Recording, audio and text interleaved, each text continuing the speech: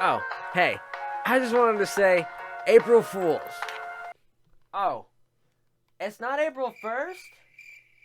Dude, I could have sworn it was. I'm going to talk about Cyberpunk Edgerunners and what makes a good story and why it got Anime of the Year. So I'll just get right into this, no BS, no joking around.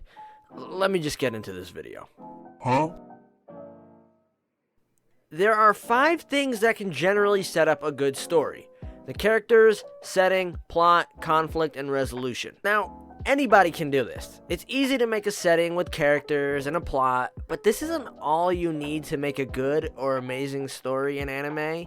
There are a lot more things that you can add to it to make the story an absolute masterpiece. And I think Cyberpunk Edgerunners took the 5 things that make a good story, the core factors of what can make a good story, and then just completely put a whole different spin on it, completely change up what they wanted to do with it, and shock the viewers. One of the ways Edgerunners actually did this was by character development.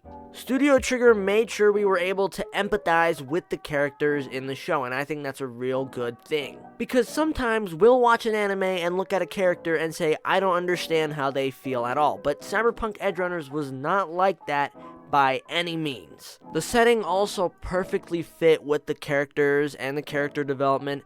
Night City is a type of city that almost promotes criminal activity with how hard it is to be successful in Night City, and I think that's the perfect setting for this anime. Now, as for the conflict of the story, I really like it because it's not just one big bad that they have to defeat and the story ends the end.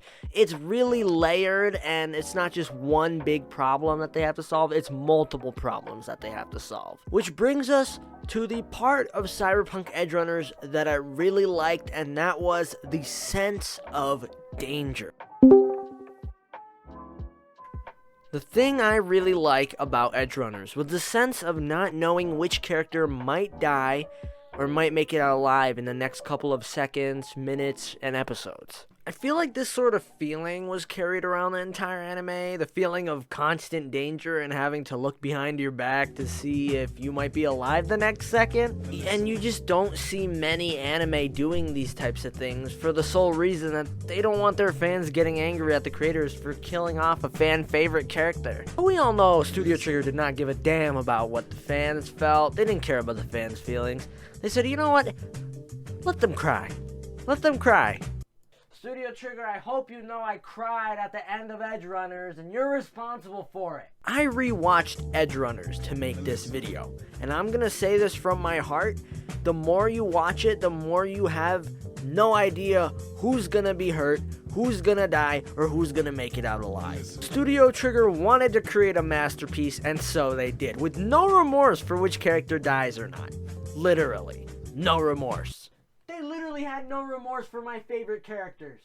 And on top of that, Studio Trigger's ability to go from a happy scene to the most depressing scene in existence in less than minutes is crazy. It makes you realize that just because you have the 5 core factors of making a good story doesn't necessarily mean you can make a masterpiece. But Studio Trigger took those 5 core factors, put their own spin on it, and created a beautiful anime that is absolutely an award-winning anime.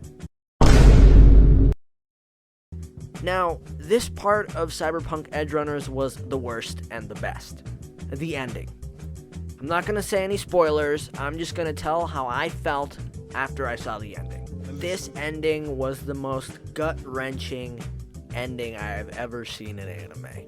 It left me empty when I saw it, but not in a bad way. In a way that made me feel like I knew this might happen. I didn't know it was gonna happen. We all know the meme, you're getting into a car in Cyberpunk 2077 and you hear I want to stay at your house on the radio, and you cry. A lot. The fact that Studio Trigger even manages to bring that feeling back after when I'm playing the game and hearing that song after I just watched Cyberpunk Edgerunners, man, Studio Trigger, you really know how to give people PTSD, huh? When I watched the ending of Edgerunners, I just looked at it and I said, man, I love this ending, but I hate it so much. Some people say that they hate the ending completely. Some people say they love it. I love and hate it because it is such a creative ending, but man, does it put a hole into my heart. I mean, the anime only has 10 episodes, and there are anime with 24 episodes that don't give as much emotion as Cyberpunk Edgerunners did. It's safe to say that Cyberpunk Edgerunners outdid itself, and it absolutely deserves Anime of the Year. Not only does the anime have the core factors I mentioned in this video, but Studio Trigger's creativity to add different levels to this anime is just crazy. So yeah, I might have pranked you with the little thumbnail even though it's a few days past April Fools, but hey, April Fools! Yeah. Now don't yell at me in the comments because I'm late for April Fools.